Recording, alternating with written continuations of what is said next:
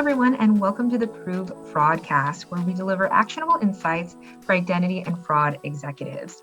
With me today is Marianne Miller, an expert in the fraud and identity space, who's been featured by Bloomberg, Forbes, BBC News, NPR, American Banker, USA Today, and others.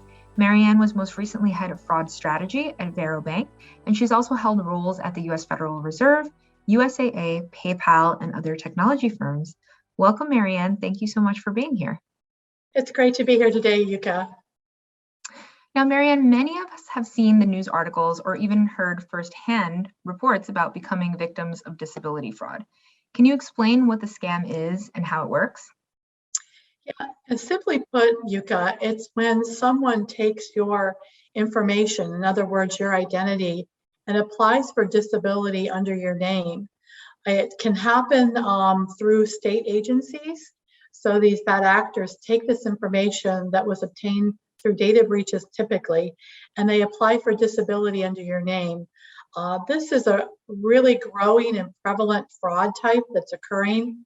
Specifically, in some states are having increases that are spiking quite a bit. And these bad actors are targeting doctors, they're targeting professionals like lawyers, and even fraud professionals have found themselves victims of this fraud. And what signs should consumers look out for that are giveaways of this scam? And what can consumers do to prevent themselves from becoming victims? Yes, it's really important that we all stay aware. So first of all, if your employer, typically it'll be your HR department or your manager, actually approaches you and asks you if you applied for disability, please don't be alarmed.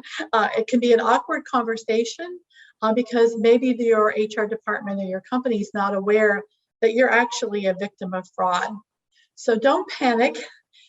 Simply educate them and say, I did not apply for disability. Actually, it looks and it appears that I'm a victim of this fraud. Could we please file a fraud claim and go through that process with your HR department or with your manager to make sure that you're notifying the appropriate agencies that you are a victim of this fraud. Thanks for that insight, Marianne. Any other final advice that you can share with our audience around disability fraud?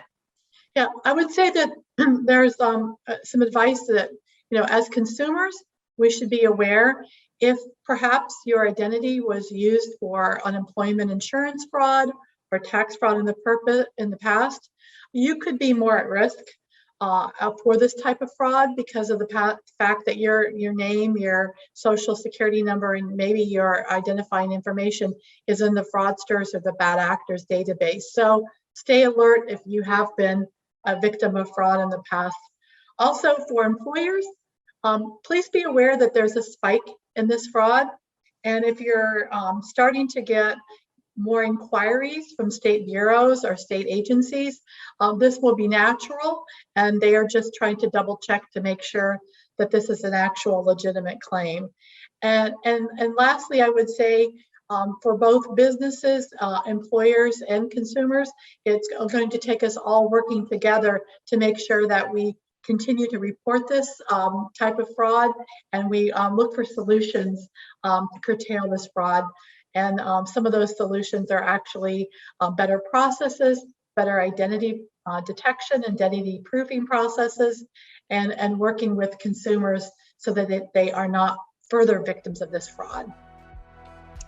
Thank you so much for these insights, Marianne, and thanks everyone for watching. For more fraud and identity insights, head to prove.com.